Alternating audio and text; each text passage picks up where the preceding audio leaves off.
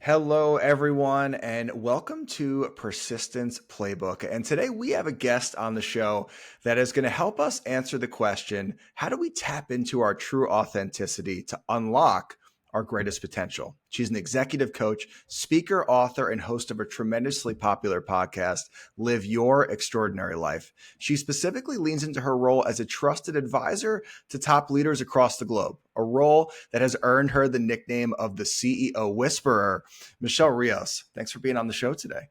Brett, thanks so much for having me. I'm excited. I really am. And, I think before we kind of jump into specific topics, I'd like to just touch on your story a little bit. So, you had a very successful 25-year career as a communications leader, an agency executive.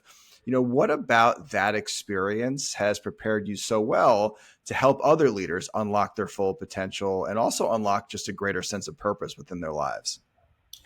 Wow, there's just a lot to unpack there, but I think the probably most important piece is interacting with people constantly. When you're Sure. on the line and you're responsible for the growth of individuals who are helping to grow a company, and your primary asset is people, we're a knowledge based company, so your assets are people every day. You're really looking at how do you unlock their greatest potential. So it's having to really step back from what your agenda is and understand what's going on with them, what do they need. And I think in part recognizing something I learned later in my career, you work for them, they don't work for you. And I think that's something that leaders often confuse, right? Like we work hard to get to a certain level and you're thinking, I've paid my dues. These people are helping me move forward. In reality, if you really want to get the best out of people, you recognize that you work for them. You look for ways to make their environment and their experience such that they are giving you their all. You don't have to demand it, they want to. That's a great mindset. And I don't think I've ever actually heard that before. As a leader, you're really working for them, service to them, as opposed to the other way around. I love that. And, as you were kind of in this executive career and you were doing really well, and by all means, you were, a success by all traditional standards, there was a voice inside of you that kind of was chirping at you to do something a little bit different. And if you could just kind of speak towards that, like how long was that voice speaking to you inside of you to kind of go on your own path and do what you're doing now? And how did you eventually build up the courage to actually take action on it? That's a great question. And the reality is, the honest answer is 26 years. I started my personal development journey in my mid 20s. I had this meteoric rise. I was a really hard worker. I had this great discipline and work ethic as a kid, and coming up through adolescence and young adulthood. At the same time, I didn't really know who I was. And so I came to this moment in my mid 20s. I joke, that the whole quarter life crisis is real because you Sure. kind of get to this place where you realize, wait a minute, I've been living to other people's standards, or I don't even really know who I am. I need to figure that part out. And it was a moment in time that really brought me to my knees, made me question everything I had done, and sort of made me go from looking from the outside, what can I do? What can I achieve? How can I prove my worth? How can I validate my existence? All of these things that were so externally focused. And all of a sudden, it was like this inward focus of like, I need to figure out who I am, why I'm here, what my purpose is. And that was it's a huge juxtaposition to where I had been. So all of a sudden, and here I am in my mid to late 20s with a much more awakened view of life. But it's sort of like Mario Brothers, right? You get to a level and you're like, okay, I'm at level 3 of the awakening. But there's like 100 levels. So it's not like a light switch goes off and you're like, well, there we have it. I've grown and I'm done growing, and that's all there is. Success is mine. It's not like that. It's sort of like you get to this level of awareness and it opens a new portal for you to walk through. It made me really shift. I think I had, like a lot of young people, as we should, sort of more of an egocentric view of the world. It's all about me. Sure. And as you kind of grow and mature, you realize, well, wait a minute. I need to be accountable and responsible for how I see the things that are happening to me and around me, and really be conscientious of how I'm interpreting the world. And as you grow, you sort of see this, like, life is not what you think it is all the time, right? There's like a new appreciation of, you don't know what you don't know. And Sure. so for me, back at around mid to late 20s, I had already been in this communications arena. I was always sort of front and center speaking. I was an ambassadorial scholar through Rotary International overseas. So I'd been doing speaking around the world as a very young person. I'd gone to business school. All of these things were happening. But what I realized is that there was this inner journey that I had embarked on that was much more exciting than anything I was actually achieving in the business world. And I was just bursting to share it with other people. And it was one of those things where, if you think back 25 years or so, not everybody was ready for that kind of conversation. It was For kind of sure. new, right? It was For sort of sure. like Deepak Chopra had just come really started to hit the scene, and Wayne Dyer and all these luminaries, but it was still considered new age thinking. And that was something I wasn't quite sure. I was intrigued by all these new ideas, but I wasn't ready to kind of go out and say, I'm going to become a coach tomorrow. I really had this sense that I needed to live my life and grow up and do more things before I would really be able to bring wisdom to the table. So I always say, my experience in becoming a leader and getting into the C suite and really coaching clients and teams prepared me to make this jump less than 2 years ago. Really, I left full time executive agency world last May, but I've made the conscientious decision to like start on this process wholeheartedly about 2 years ago. And so, sort of recognizing that when the time is right because you no longer have resistance to the voices. I always say, like, when I would think about making the leap earlier in my career, I'd feel this great sense of anxiety about it. And this got to this point where, I'd revisit it every year. Are you ready? Is this the time? Nope. Okay, are you ready? This is the time. And it was interesting. A couple years ago, I just sat back and I was like, there is zero resistance to this idea. There's no more anxiety. There's nothing really preventing me internally. Like, those blocks are gone. So time to step through and let's see what happens. So I love it. that's the honest answer. It wasn't that I mustered more bravery one day. It's just that I stuck with it. I think persistence is really the key. It was something I was very wedded to early and never has left me. It's always been part of who I am. It's been part of my career. I've been a coach for over 25 years. 100%. 100%. So being kind of stepping in it more fully and broadening the arena in which I coach. So I always say, like, yes, I've been in the business arena for a long time. Communication strategy, corporate reputation has really been my focus. But if you think about what you actually need to do to move the needle, it is leadership and executive coaching and helping to understand the individuals that make up those companies, right? It's not like you're moving a faceless entity forward. You are Right. interacting with humans that have real issues in their life and limitations and beliefs that either move the company forward or hold it back. And you're working within that environment to try to remove the blocks and help them see a path forward and help move them toward really where they want to go, but maybe fearful of like what the consequences are. It's no different than coaching an individual out in the world today. It's the same thing. Companies are collections of people. I think that's pretty interesting that you had kind of had this idea alive in your mind and in your heart for a long time, but it just didn't feel like the right timing. There was some internal resistance to actually going out and starting, your own coaching business, even though you were doing coaching within your position. And then one day you woke up and there was just no resistance, and you're like, this is the time. And I think that's important for some people to hear, because I think some people, maybe they've had an idea in their hearts or their minds for a few years and they're like, oh my God, I haven't taken action on it yet. I'm never going to do it. When that just isn't the case, it might just not be the right timing. And I think it's important just to keep that idea and that idea alive in your heart and your mind, and just keep it alive. And when the timing is right, you will act on it. Just don't let that idea go away. Don't let it die. Keep it alive, because eventually Yes. you'll wake up one day with less resistance, and the timing will be correct to actually go after it. If you continue to invest in your personal development journey, I would Mm-hmm. say that that's been the most consistent part of my life is no matter what's been going on, the ups and the downs of real life and career and family development and moves and all of that sort of thing. Throughout that, I was still investing in my personal development. So I always say, people want to know, like, so when did your personal development journey start? And I always say, my mid 20s, really, in earnest. Mm-hmm.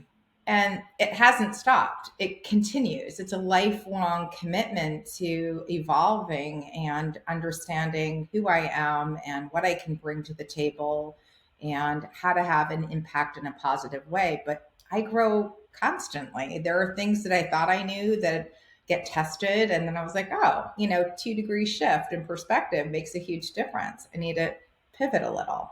For And sure. For so I sure. think that that's really important. I remember being in my 30s and beating myself up with a lot of my friends about hadn't arrived, I hadn't really done what I thought I was going to do because you think when you turn 30 like it's the end of the world.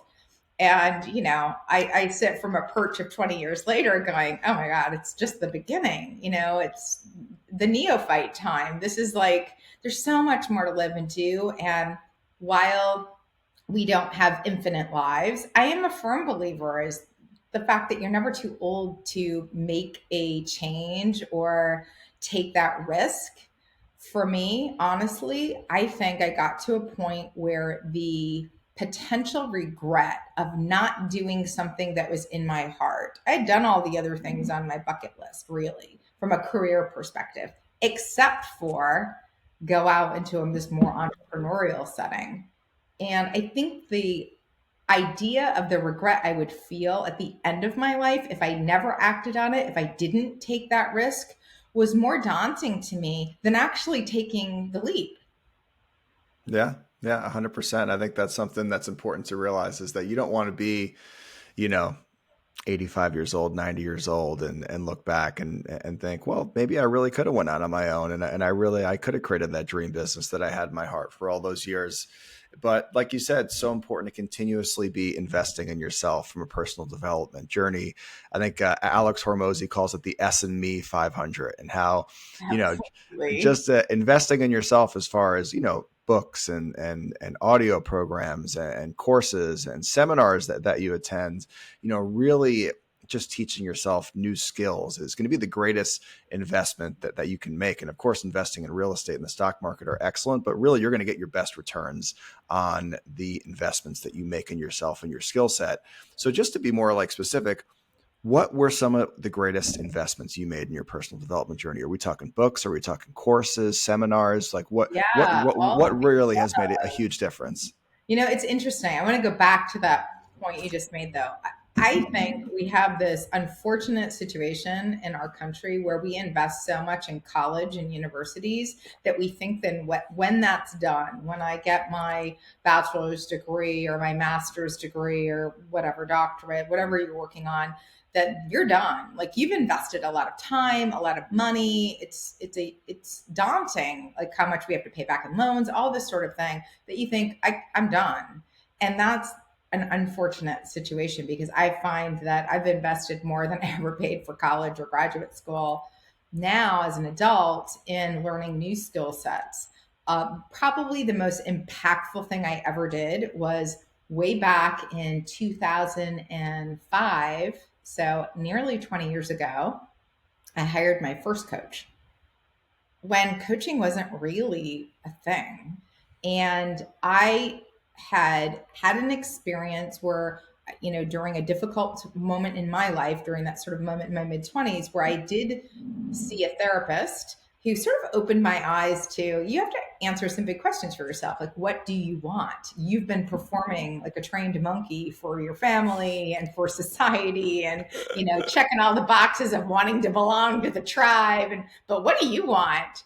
And that was like a really confusing moment of like, well, wait a minute, what do I want? No one's ever asked me what I want. Everyone's told me what I should be doing. And I should do this and I should do that. And I'll be happy if I get this and I'll be happy if I get that. And here was the big surprise. I wasn't happy and I was getting all of that. Yeah. So for me, that was a good experience, but Sure. I didn't find like a long term scenario in that. It was sort of like an acute moment in time. Seeing a therapist was helpful to open up my perspective to asking big questions about my life and what I wanted. But I found the coaching experience so unique because I had a coach who was on the other side of the country, which is interesting, my age back then, so I was, the baby, and he was like this wise older guy. And I remember thinking, oh, he's lived so much and he kept me accountable. Let's talk about that thing that you want to do. Made me sit down and write.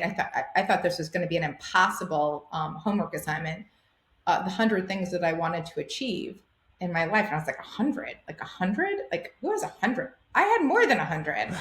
And here's the really crazy thing. He said, okay, now we're going to get it to the top 15 back then it was 2005. And I want you to print it out. And I want you to put it somewhere that you're going to see every single day and every single night.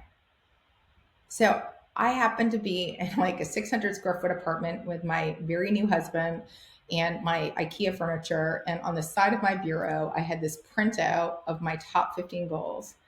And I would look at it first thing in the morning and I would look at it last thing at night before I went to sleep.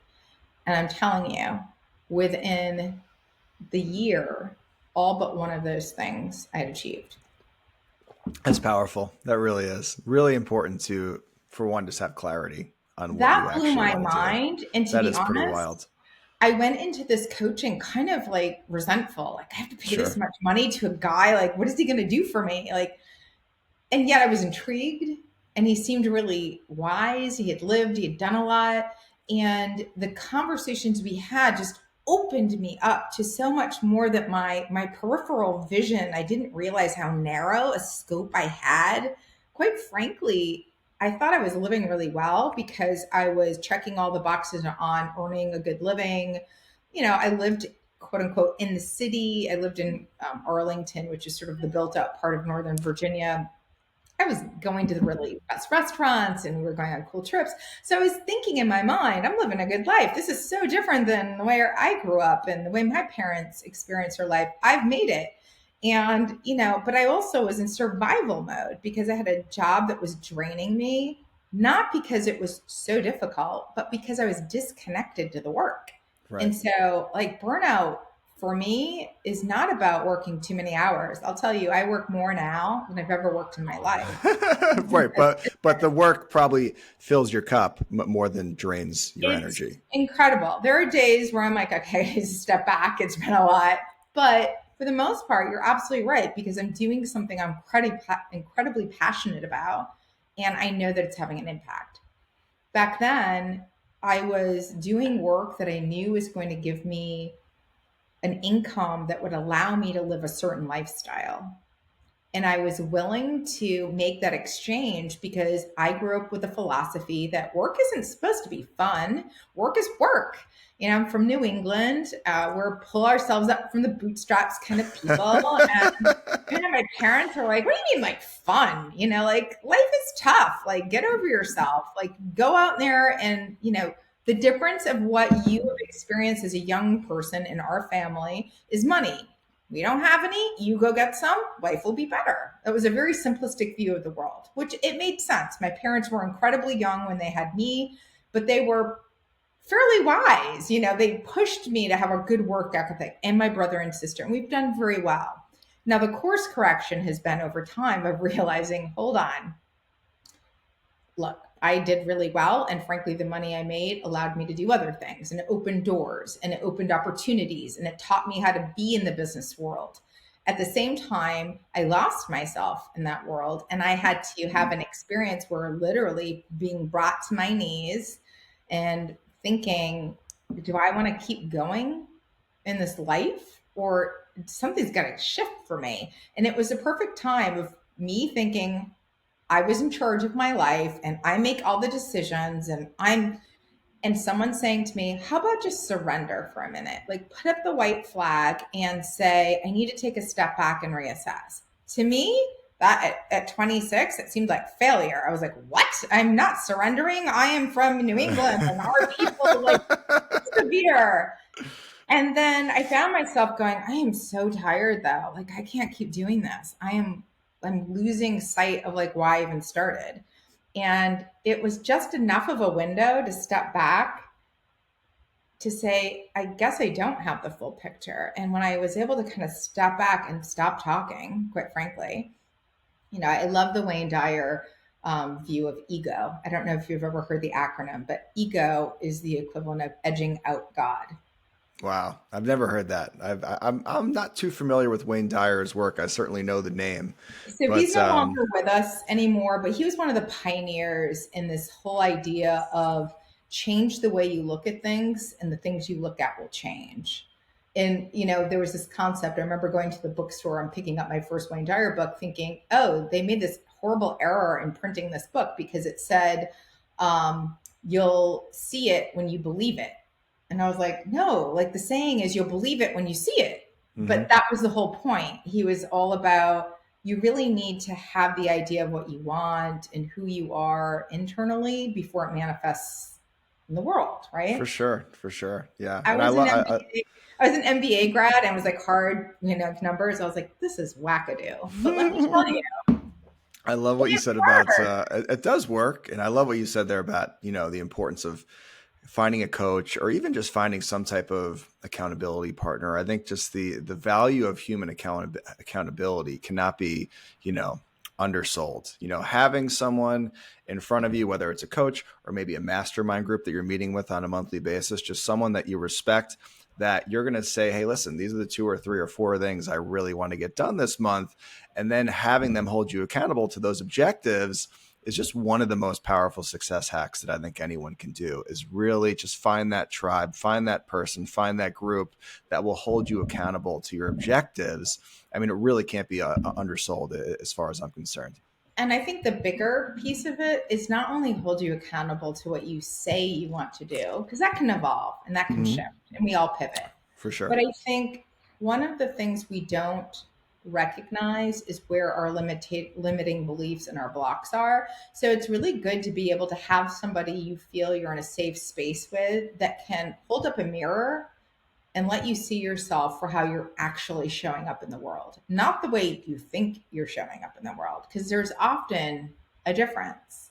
We Oh, for think sure. we're showing up a certain way, and our people's experience of us can be very different.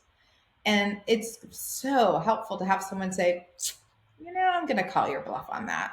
Here's the mirror. Here's what we see. And this is what you're saying. And this is what you're doing.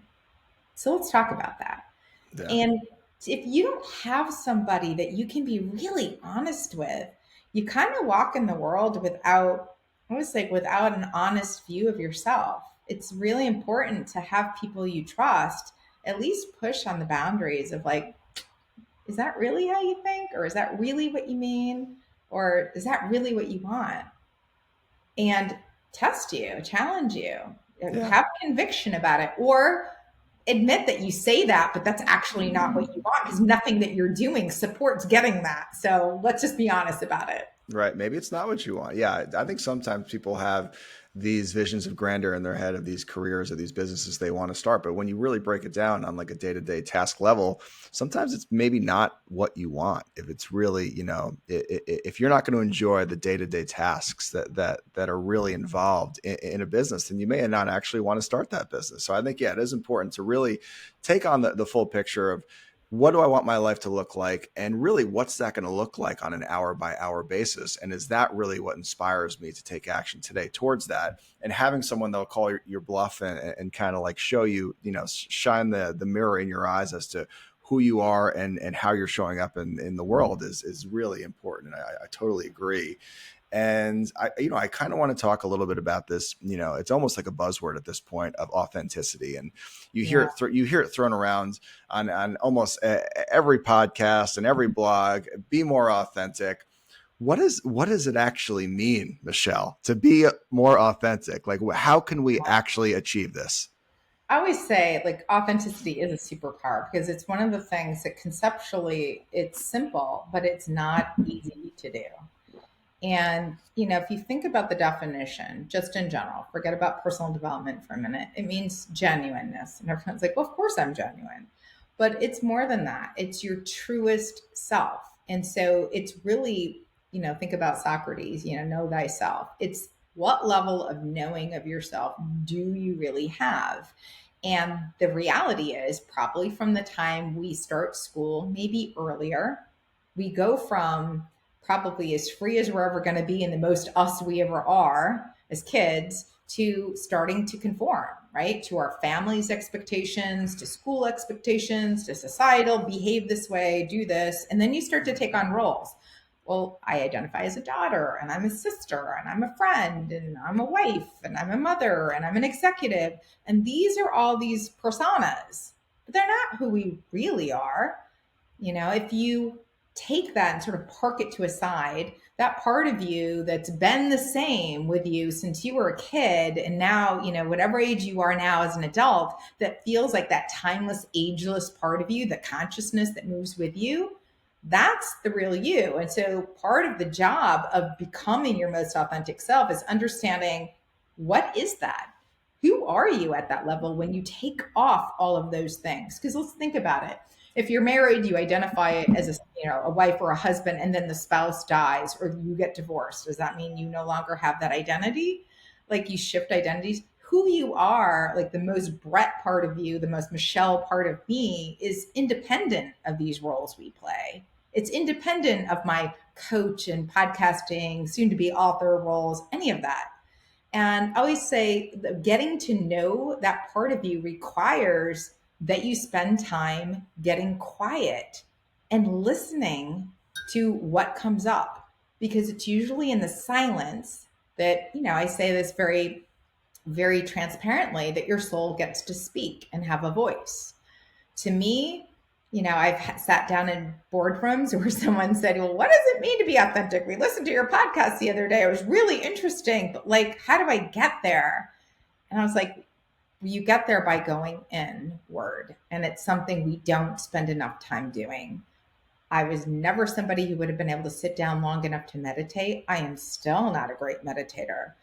For me, it might be getting quiet is going for a walk with my dogs, or Mm-hmm. getting on the treadmill and tuning everyone out while music, it's really loud, is playing in my ears that I no longer even hear the words of the music. It's just noise that allows me to create white space, and I kind of go within.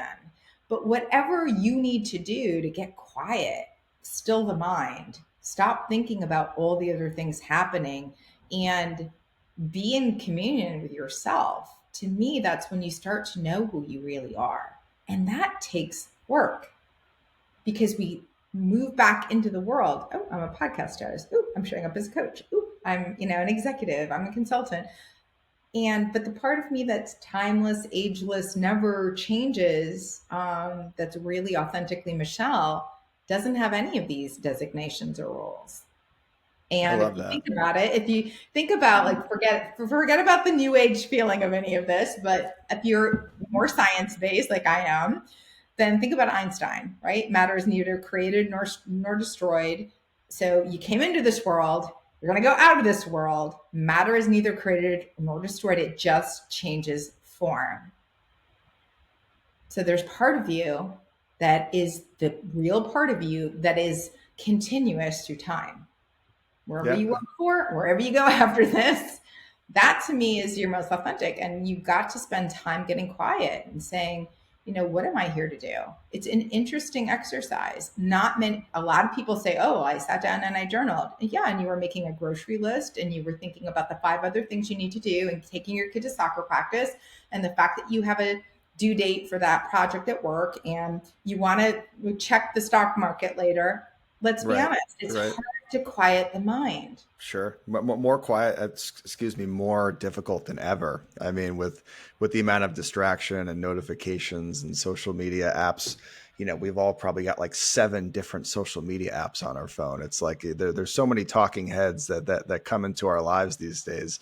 It can be very tough to find that solitude, that quiet. But I think it is important, and whether that's a walk with your dogs, or whether that's, you know, a workout where you've got some music playing but it's more so just white noise, you've got to find that quiet time. And I love that question that you asked. What am I here to do? Who am I here to serve? Where am I going to make my greatest impact in this life? And don't be afraid to ask yourself those questions on a daily basis, and then give yourself the silence to really find the authentic answer. And I think if we all did that and made more of a habit of finding that silence, asking those important questions, there'd be a lot more people doing work that was important to them and less people on autopilot. Yeah, and aligned with who they are. I always think, Steve Jobs is one of the best businessmen and visionaries, of our time. And he made a commitment to himself to spend time in solitude every day. And I love there's this quote that I won't get 100%, but I'll paraphrase. And it's this idea of you need to listen to the whispers of your soul. Those whispers, they don't shout, those whispers beckon you to make your next move. What are they telling you to do? The problem is we are so in our heads, and I think this is true of most high achievers. The smarter you are, the harder it is to get this. So, it's taken me 50 years. But I think to the extent that you can shut out the noise in your head and listen from a soul perspective, what are those whispers telling me from that internal part of me that's not the voice saying you should do this, you could do that, you must do that, but it's just whispering to you. It never shouts. That's your intuition. That's your soul, whatever you want to call it, your spirit. When we talk about being inspired, it's being in spirit, being more attuned to who you are and aligned with who you are and supposed to be in this world. And I think the more time you can do that, it doesn't mean you're going to necessarily jump off a cliff and go do something completely different. I stayed in business for 25 years when I had already had that epiphany and awakening in my mid 20s, much earlier than most people. But I continue to grow and I continue to evolve and recognize, how do I bring this understanding to a business world? And what do I do with it next? And I think each year and each decade, I always say embracing authenticity, you step more into your authenticity the more you do this. It's not like it's a light switch and you become authentic and ta-da, this is it. You get to know yourself at a deeper level the more time you spend in communion with yourself. And so everybody wants to know, like, what's the big exercise? And I talk about this very openly. You need to spend time getting quiet. You need to listen to that guttural soul whisper. And you need to stop with the noise in your head telling you should, you could, you would, all of these things for a little bit. It's going to be there when you get back. You go back to it. It's Sure. inevitable. But spend time. The more time you do that, the easier it gets. But this is an exercise of a lifetime, not of a moment. And I think that's where a lot of people get stuck. I did, certainly in my 30s. I will say, it was the harshest time. Everyone says, "Oh, your 20s are your best time, and then it's your 30s." Those were the hardest years for me because you're growing and you're becoming and you're striving and you want to do great things and you want to be, and that's wonderful. We should all do those things. At the same time, someone ought to be handing out a manual saying, "Hey guys, don't beat yourselves up. Like, you got to get to know yourself. You're going to be in this for the long haul. You still want to be asking yourself these questions at 50. You're still going to be viable and relevant in your 50s and 60s. I promise you, even though it doesn't seem that way now in your 30s. You think, oh, those old people. You're going to become wiser and you're going to have more fun and you're going to feel lighter in the world, even though you know more. And that's hard for people to get when you're going through it and everything feels heavy because everything's on the line, because you want to find the right job and career and you want to pick the right spouse and you want to have the perfect children. And here's the reality. It rarely happens that way, right? It's a growth process. And when you kind of let go of it has to be a certain way and it has to look a certain way, and you still strive. I think often there's a big mistake that people think, oh, when you get into personal development, it's sort of like let go of expectations and you no longer have ambition or goals. I can be further from the truth. I'm one of the most competitive people I know.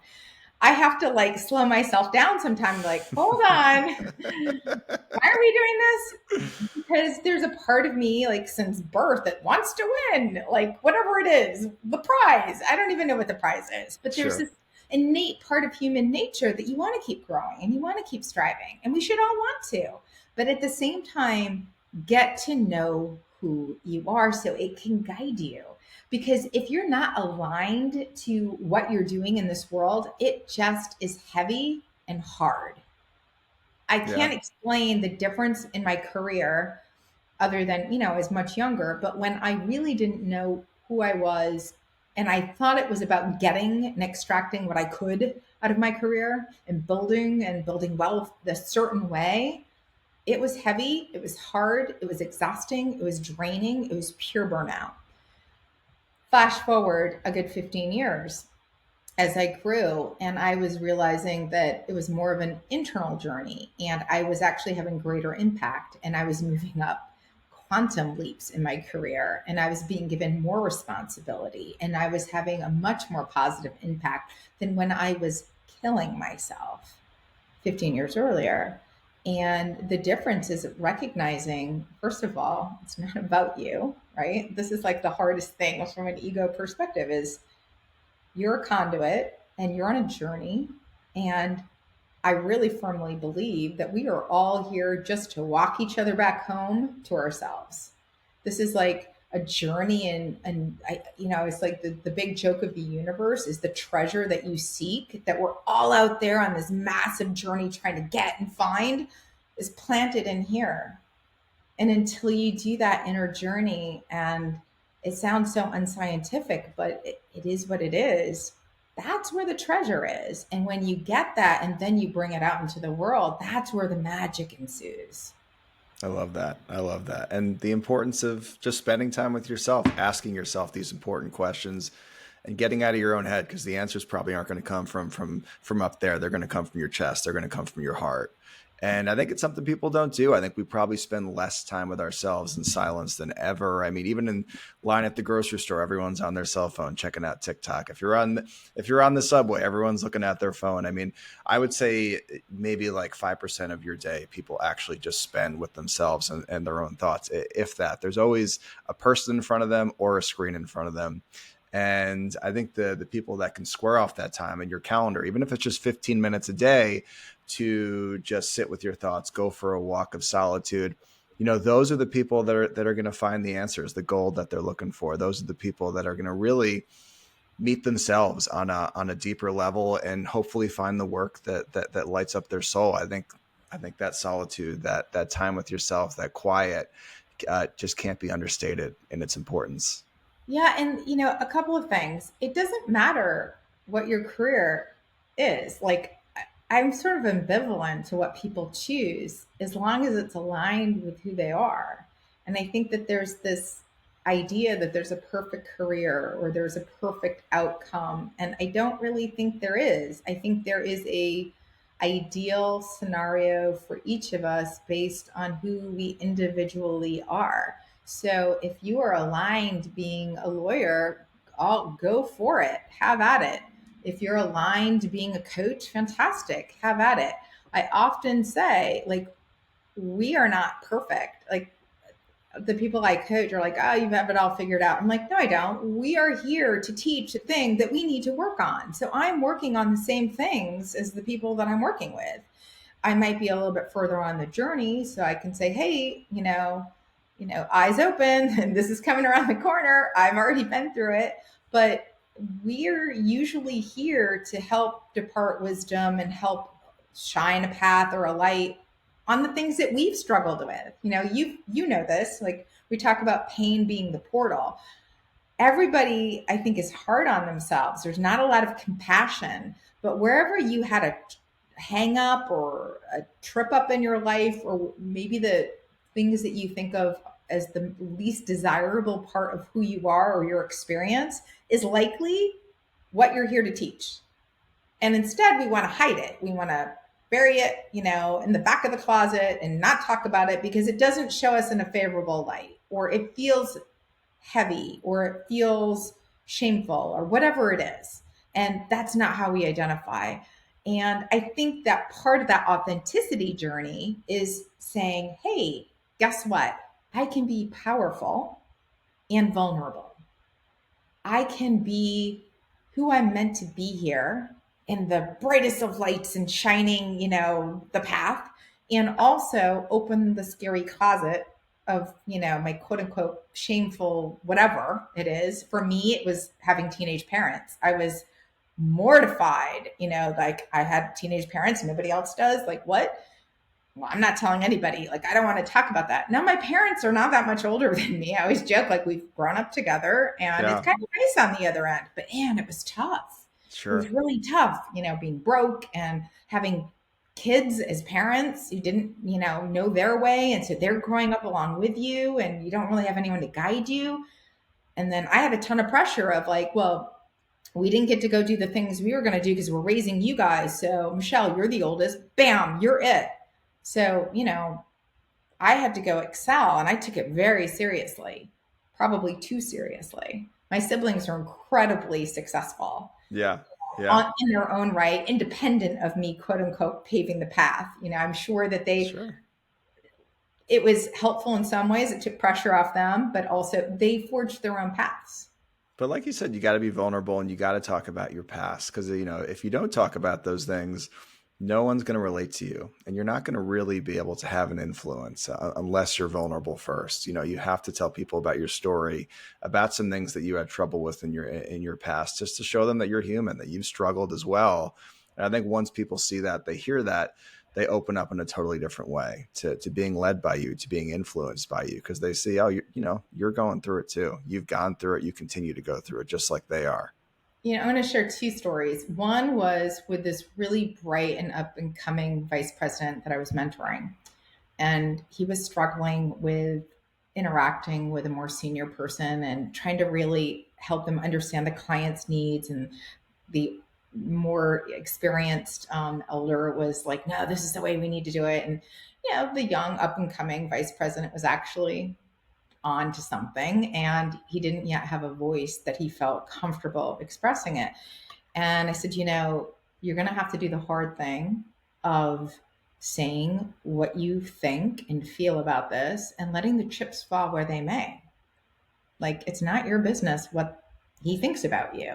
That's such a hard thing to think about because you're like, but they like will tell other people about me. I'm like, let go of that. If you think this is the right counsel for this client, you need to. It's your responsibility to go up against this person and say, here's why I don't think that's the right counsel, and this is what we need to do.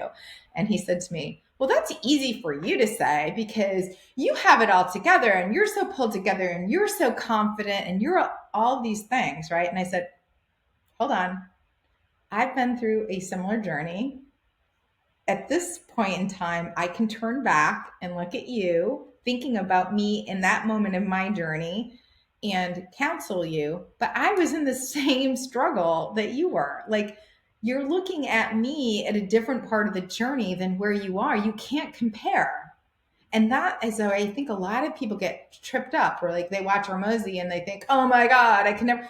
He's done a lot for a long time. If you're just starting, you're not going to be in the same place that Alex is. Give it time and you put in the same grit that he has over the years and perseverance, you're going to get to where you need to be. But I think a lot of people get tripped up of, oh, she looks so pulled together, or look, he's so successful. And they're at different stages of the journey than you are. And so we need to just let that go. It's not helpful. No, I totally agree. And you look at someone that's like hyper successful in a traditional sense, they're making tons of money, they've got the biggest house in town. You don't know what the state of their relationships are. You don't know what the state of their health is. I think there's so many different facets to success or just true wealth that are not just monetary concerns. And it doesn't really make sense to be jealous of anyone. I forget who said this, because to be jealous of someone, then you're almost like saying to yourself, I would trade my entire life for theirs, which is almost never true. I don't think any of us would really trade our entire existence for anyone else's. We may be jealous No. of We specific like to cherry aspects. pick things and bring Right. it into our world, right? But that's not how it works, right? I mean, every human being is multifaceted. They've got things in their world that are working really well. They probably got things in their world that are not working so well. And all we can do is just compare ourselves to yesterday and just be a little bit better in all these major areas, 1% better, and just Just I focus on think that you ourselves. just hit the nail on the head. It's like, I always say the 2% shift, right? Like it's just this tiny little bit more in either perspective or gain in knowledge makes a huge difference. Going to your point though about people who seemingly have it all, I want to share this story because I think for me, it was incredibly enlightening as to why I needed to continue on this journey.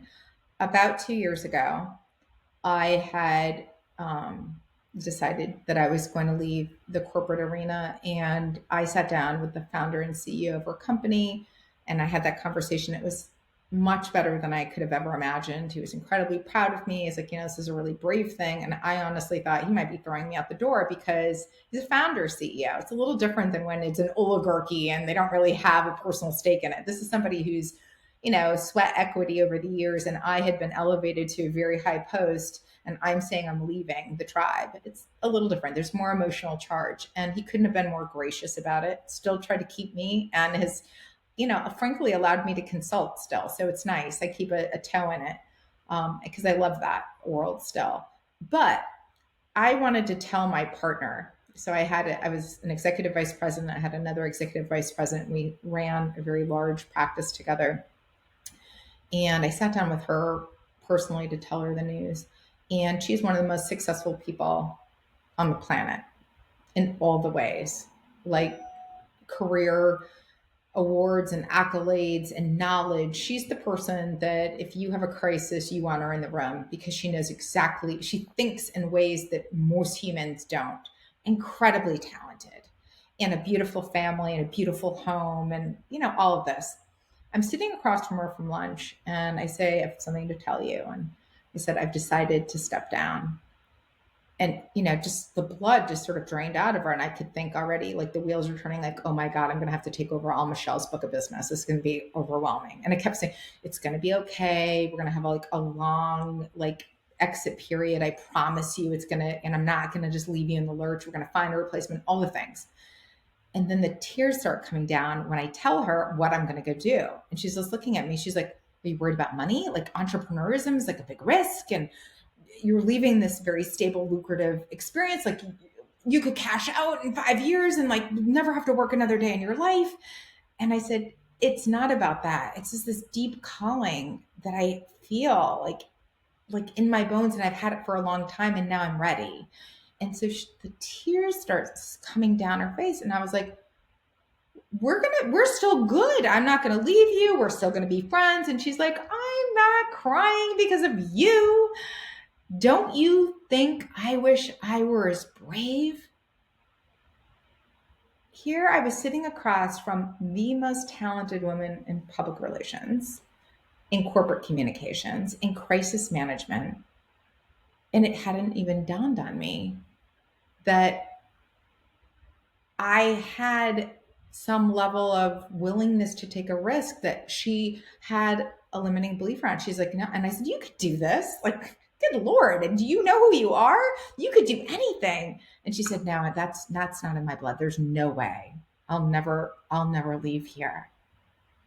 And that really struck me as like, wow, yeah, I was willing to leave it all. I mean, and I did. When you start out in the entrepreneurial world, like nobody wants to probably hear this, but like I went to ground zero, literally started over. I went whoop, reset, and I had a very, very lucrative salary and a lifestyle. And I went, here we go, kumbaya, family. Let's see how this goes. And we've been building and everything, but it takes time. Sure. And it still strikes me as probably one of the most profound conversations I've had about going and becoming an entrepreneur. Having someone say to me, don't you think I wish I were that brave? Especially someone that you respect, so mightily. And Enormously. Like while we were peers, she was still a little bit ahead of the journey in terms of her corporate career and maturation in it and knowledge. And so while I was more of the personality and charisma in the room, but she was like pure knowledge and like sure. this mind that nobody else had of like parting through the noise and boom, boom, boom. This is what needs to happen. Literally, when the plane went down, she's the person people call. Right. We Right. had airlines as clients. And here she was sitting across from me saying, I wish I were as brave as you. And that just really struck me as, if you feel called to do something, the best thing you can do, look, within the environment that you're in. I obviously I'm married, I have a husband, I have a son going off to college. Like, there are some factors I had to think about, but at the Sure. same time, we collectively said, yeah, like, go for it. Let's do it. Even I if it love it. means it's going to change the lifestyle for a bit, it's okay. It's Pa- worth going on the journey. Powerful stuff, Michelle. And thank you for sharing that story. And thank you for being with us today and bringing so much authenticity and value. And, just thank you for being here. Oh, thank you, Brett. I really love this forum that you've developed. I've had a chance to listen to a lot of your episodes over the last couple of weeks now, and I love the work you're doing. So keep going at it. And I look forward to having you on my show Oh, very can't soon. wait. Can't wait. Absolutely. And where can the listeners, keep up with all you've got going on these days? The best place to find me is probably Instagram, and you can find me at Michelle Rios Official. And then please come check out the podcast. It's called Live Your Extraordinary Life. We talk really about the intersection of personal development and leadership. We have everybody, all different walks of life, but a lot of business leaders, a lot of entrepreneurs, folks that have different experiences and perspectives, to really help the listener hopefully encourage and inspire them to go on their own personal development journey. There it is, guys. Michelle Rios, check out that podcast. I've listened to many episodes. It is just value packed. She really brings it on every episode. And all you guys out there, enjoy your week. We'll see you next time on Persistence Playbook.